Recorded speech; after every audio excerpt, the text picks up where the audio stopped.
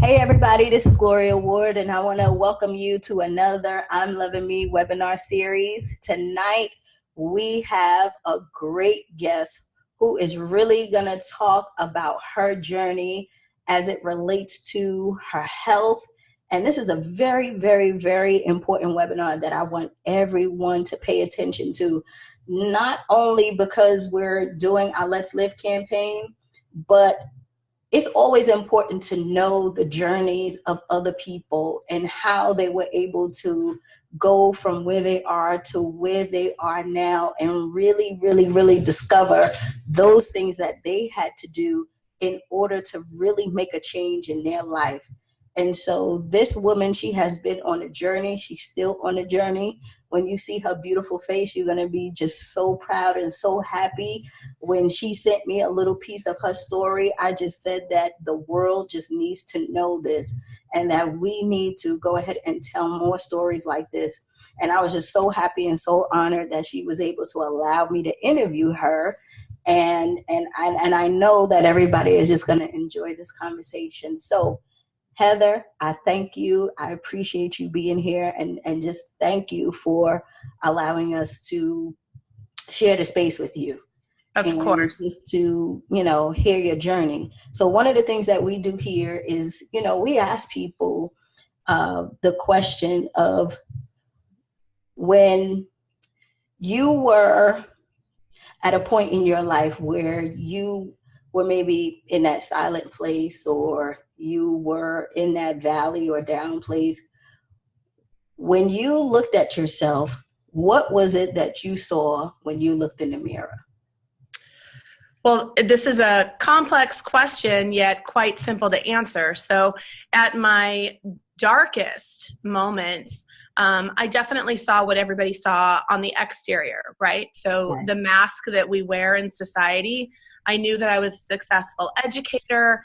I knew that I was positively impacting young people's lives. I knew that. But Yeah. when it came to taking that societal mask off, I was disgusted with myself. I felt like my world was getting smaller and smaller and smaller, and I was becoming much more isolated from my friends and my family. And Mm. of course, it's an emotional journey, so Oh, that's okay. That's okay.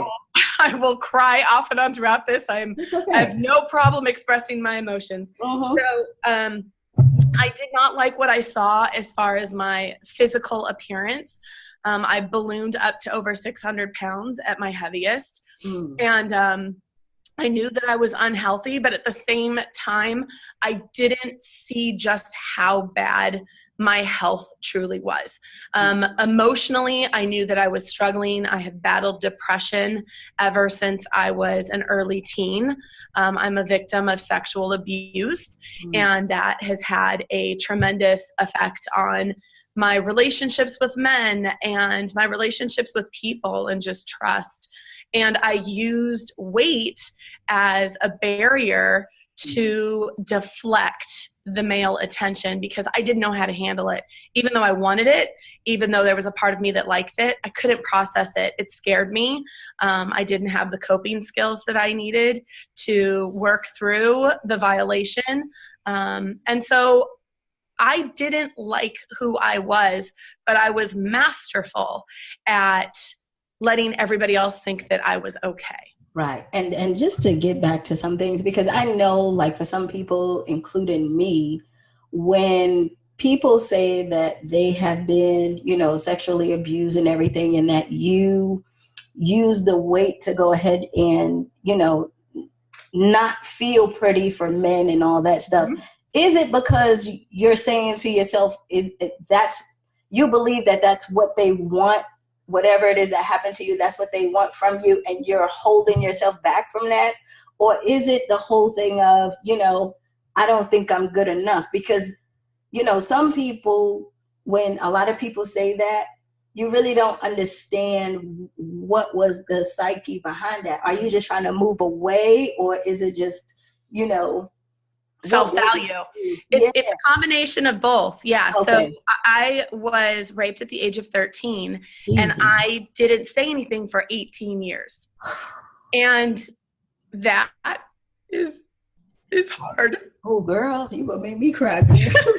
And so I definitely, I objectified myself. I thought that people only wanted to be with me for sexual reasons. Yeah. I had a hard time differentiating good intent from, teenage years when we are all hormonal and we're trying to figure things out. I didn't know how to deal with that, and nobody knew what was going on with me because I hadn't told anyone.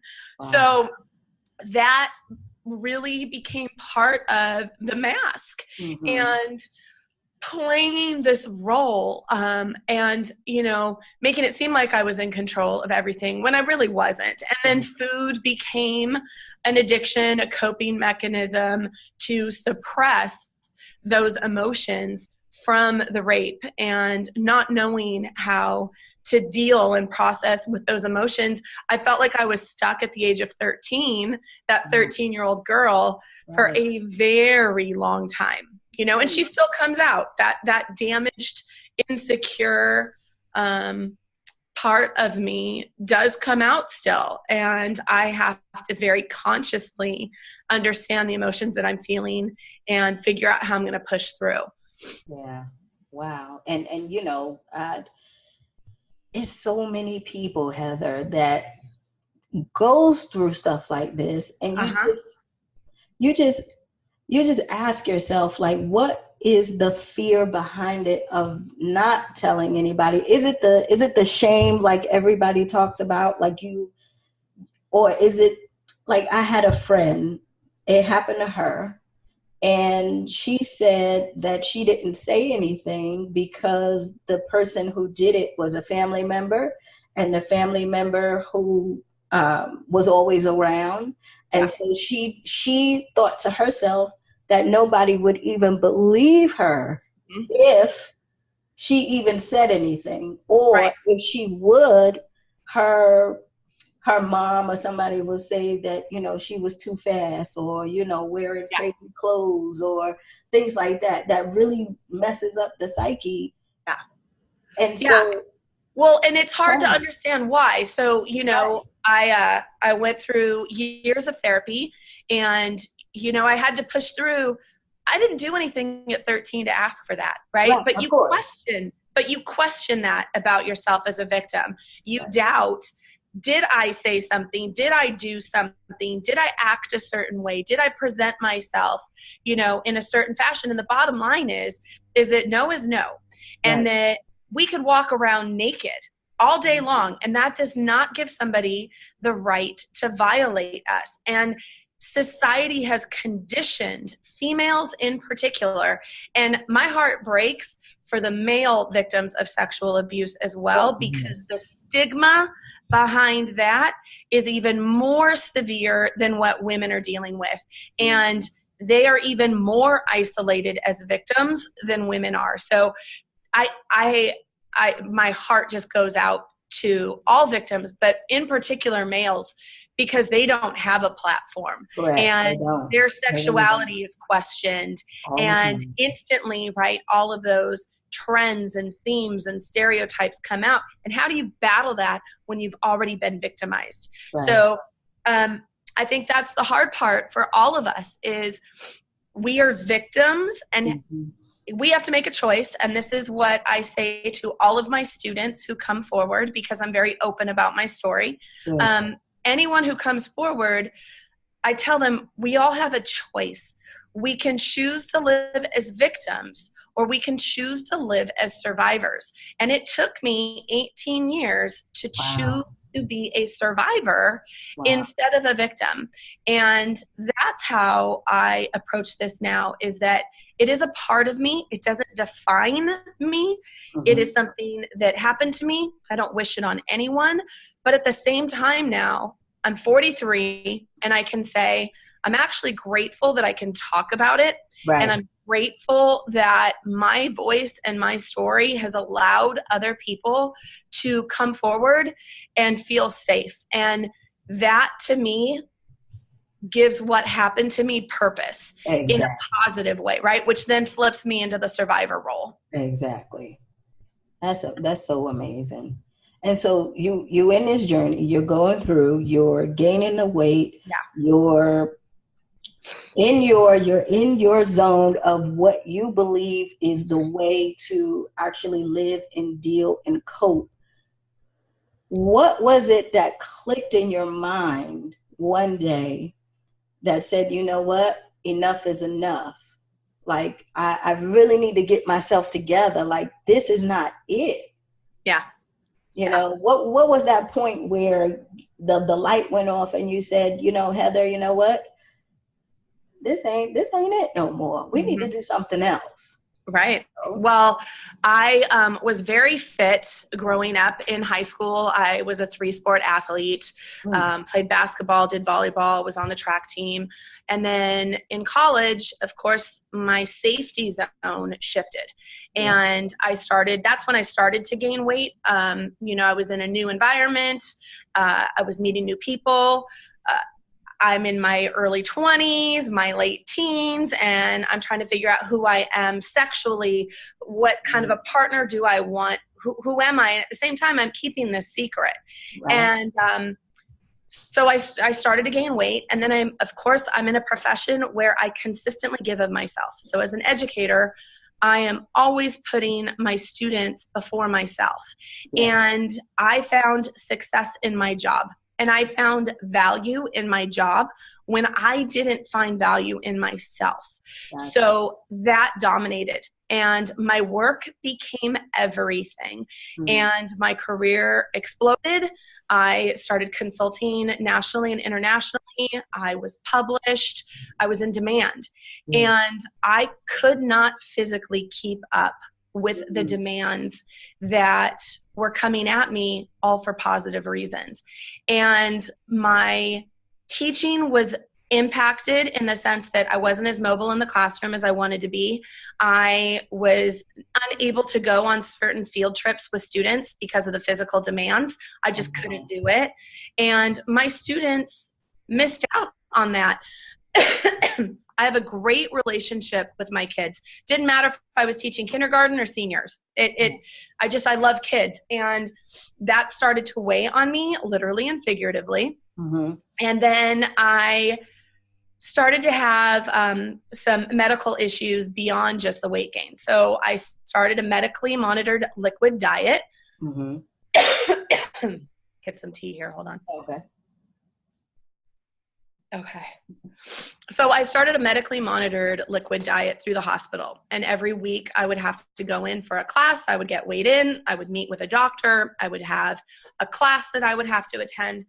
And I kept gaining weight, even though I was on a liquid only diet. And so the doctor that I met with, we started looking at exactly what my schedule demanded. And then I was flying every single week to go and consult. And every time I flew, I would gain anywhere from 5 to 14 pounds of liquid. What? Yeah. So my body was at a point weight-wise where I was having really severe fluid retention every time I was flying. And that was weekly.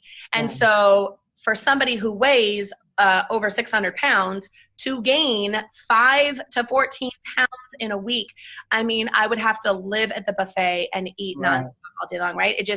It's not humanly possible. So on Halloween 2 years ago, I went in for a doctor's appointment to discuss the fluid retention. And my doctor literally told me, he said, Heather, I know that you have wanted to do this on your own. I know that you're independent, but you cannot lose the weight without medical intervention. And if you continue, you're going to die. Wow. And that direct comment, no holds barred, no like, let's try this, let's try that. What new fad is coming out? Let's keep you on the liquid diet. You know, I mean, there were some very realistic options in front of me, but the bottom line is that I was killing myself and I would not have much longer to live if I continued on the path that I was on. So he wanted to put me on diuretics and triple the normal dosage of diuretics to work on this fluid retention. And at that point, my world spiraled. I couldn't teach. There's no way I can teach when I'm in the bathroom every 5 to 10 minutes. If I were to take the diuretics when I got home, I wouldn't sleep because I would be up all night in the bathroom. So I had had to go out on disability, which was a really, really hard I know it choice to was. make. I was Yeah. 41 years old. Like, who goes out on disability at 41? Right. Right. And Right. because I'm going to be in the bathroom a lot. Right. Right. So, that October 31st in 2017 was a game changer for me. And that's when the journey towards gastric bypass surgery really was set into motion. I did not want to have gastric bypass surgery. I truly had convinced myself that I had some realm of control still over my weight. Mm-hmm. And my world, as I said before, was getting smaller. I was living in the second floor in an apartment complex. When I got home, I was not leaving. I mean, it was so hard for me to even get upstairs. I could barely walk from my classroom to the parking lot after work without having to stop. And I was out of breath. I mean, it was just horrible. I was having my groceries delivered because I couldn't carry the groceries upstairs. So when I say my world was getting smaller, it truly was. I wasn't going out to meet with my friends. I wasn't going outside. I was inside. And with the modern advances of technology and the resources we have now, I didn't have to do things that I would have had to have done before, right? Mm-hmm. So I wasn't okay with that, though. It bothered me. I didn't just willingly accept it as this is the way it's going to be. So I started on the diuretics, and I basically spent about 3 months holed up in my apartment, living in the bathroom. And I lost 40 pounds of liquid the first month alone. Wow. Yeah. So, I mean, the fluid retention was really severe. Yeah. And we started doing all the tests to have the gastric bypass surgery. And on February 13th, I went in for gastric bypass surgery, and it was the most life-altering experience I've ever had, in the most positive of ways. Yes. I've had 0 complications. I'm down over 300 pounds in less than 2 years. Look at God. I am half of the woman I was before. I know it. But yet so much more than who I was before. Mm-hmm. And shedding the physical pounds allowed my world to open up, and allowed me, while I was out on disability, to really get my priorities straight, to understand how I was using my job as a way to nurture myself and find value, instead of valuing who Heather is. Not Heather the teacher, not Heather the educator and the professional, but everyday Heather, and starting to love myself and setting some boundaries. Right. And you know what I think, Heather? I think, it goes back to what you said. Everything that happened to you, I believe, had to happen for a reason, because you are so strong. You are very sure of, what you want. You help kids. You do this. And I think God needed to heal you and get everything out the way. And like you said, isolate you so he can help you remember who you were. Yeah. So that isolation was for you to not have the job, not have anything that you can rely on but yourself.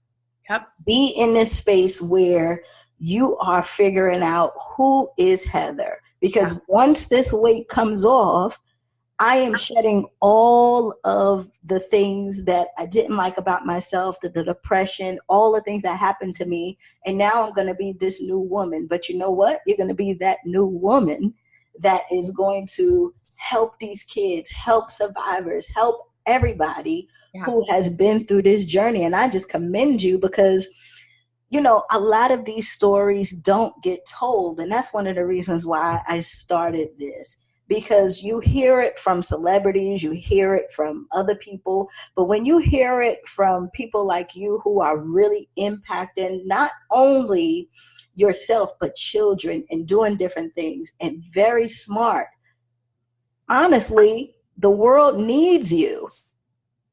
You know what I mean? I know. Needs you. Yeah. And to put a face to it, and to talk about the challenges and the struggles and the successes, because the successes are amazing. I mean, I could not wear closed-toed shoes. I was living in flip-flops. Thank God I lived in San Diego, because my feet were so swollen that I couldn't get into shoes. And Wow. to be able now to lace up my tennis shoes and go for a walk, that is a success.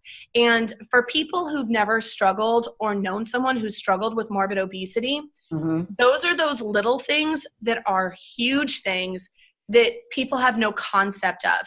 You know, the fact that I can go to a restaurant and sit in a booth. I mean, were completely off limits to me. For many years of my life, they created a sense of anxiety and again, isolation and feeling like you didn't fit in, literally and figuratively. Chairs with arms, you know, even going to hospital waiting rooms. Where do I sit? Where do I fit? Where do I fit in this society that is so quick to make judgments about weight? We are very, very fast to verbalize our assumptions about people who are obese and having no concept of what is going on, again, behind that mask that we put up, and how much the comments impact us and how much the stares impact us. You know, I understand little kids because I looked different to them, right? So there's this sense of the unknown when it comes to children and this innocence, and there is nothing malicious coming from a child. But when an adult is judging you and making assumptions, that is ignorance. And that's where I feel like telling my story is so important. I mean, when we look at how we design waiting rooms, when we look at how are we inclusive of people, you know, do we celebrate businesses by using apparel, and can everybody fit into that t-shirt? And has the owner gone far enough, if that's what they want to do, to ensure that everybody can be celebrated? And so, I mean, even thinking about 6th grade kickball games, can all of the staff and students participate? I mean, I walk into classrooms now and I see students sitting at individual desks, like when we were in high school and everything, and they don't fit. They physically don't fit in those. So what is it like for that child to go onto a campus every day and know that they literally do not fit in that environment? It's horrible. And so I feel a responsibility of advocating on behalf of everyone who has experienced this, because it's something we're quick to judge, but it's not something that we're quick to want to learn more about. Wow. I love So it. that's where the voice is important, you know? I mean, that's where we have to tell that story. Yeah, the weight loss is fantastic. I mean, it saved my life. Absolutely saved my life. It changed my life. It allowed me to make a huge career change and move completely across the United States and hit reset on my life in a way that never would have been possible before. But more importantly, as you kind of, you noticed, it allowed me to be strong and to verbalize so many things that are not talked about and discussed, and allow people to ask questions and allow people to think a little bit differently about how they act and how they treat other people. And the bottom line is, we are all people and we all have our own struggles and our own battles, but where's our compassion and where's our empathy? And we need to get back to that. Oh my God, I love you. And it's because there's so many kids out there who need to hear this, who are stuck. Like you said, they don't know where they fit in. And that can be on so many levels. So many. Like you said, the anxiety of knowing that you got to go to a class where you don't fit in, that is an eye opener for me, where you would just in school look at the kid and just be like, you know, that's Hector. You know, Hector is a big guy. But you don't know what Hector is going through, where Hector is just having anxiety over the fact that he won't be able to sit in the chair at class because he doesn't want the kids to laugh or whatever, because he doesn't fit in. we need you, Heather. We do. We need Thank you. you. I would love for you to, keep up with us with your journey. And just let us know how everything is going. If you need anything, please let us know. And we're going to be here to support you 1000%, because you are a soldier for real. And I feel that. I feel that, because that story, the story you told, is going to help not only so many kids, but also so many adults who deal with children and don't know how to connect. You know Yeah. what I'm saying? Oh, absolutely. And how do you start those And how conversations? do you start? You know? Because Yeah. everybody is not, it's like what you say about society. Everybody's not thinking about that. It's just, like I said, Hector is the big kid. So everybody makes jokes at him and this and that. And he goes to school. He gets it at home. He get it here. You don't know what's going on with him. He might be Absolutely. holding a secret. He might Hmm. hold that secret and, use food. You just don't know. Yeah. But thank God for you, because we have a person that we know that we can connect with, who's real, who's, not a celebrity where you're looking at the money and this and that. This is a person who's been through the fire, who is still on a journey and really doing well. And I encourage everybody to watch this over and over and over again, because what she's saying is, and what everybody needs to hear, is that the journey is not over. There's still some battles, but the stuff that I have already conquered and worked on in my life, I will be able to go ahead and help you with that. Hmm. Okay? I will be able to help you with that. And that's what we're all about, Heather. And I just thank you so much. And I really want to stay connected to you. And if you Definitely. ever need anything, please let us know. Love it. And let's just choose to survive. We Yeah, have to go through, the victim stage. I mean, right. that's something that we have to experience, whatever our story is. But do we choose to stay stuck, or do we Mm. choose to empower ourselves and be the survivors and share that story and bring people in to help them? And I think that is something that each one of us can take to heart and then pay it forward. And that's exactly what you're doing. So I appreciate you having this forum and this platform. Oh my God. Thank you so much. And guys, take this information, please. Heather, we're going to share like your Facebook if we can, just so Absolutely. that, people can connect with you and everything. Absolutely. And if you have any questions or an open forum, please let us know, guys, and we'll see if we can get her back to, either give you some advice, even if you have children or anything like that. But Heather, thank you so much for being here. And thank you so Thank much for doing you. this interview. And again, anything you need, let me know. Okay. Definitely. Thank you so much. I appreciate everything, and I appreciate you, and I love you, and I thank you for coming. Okay. Thank you, Gloria. All right. Bye. Bye.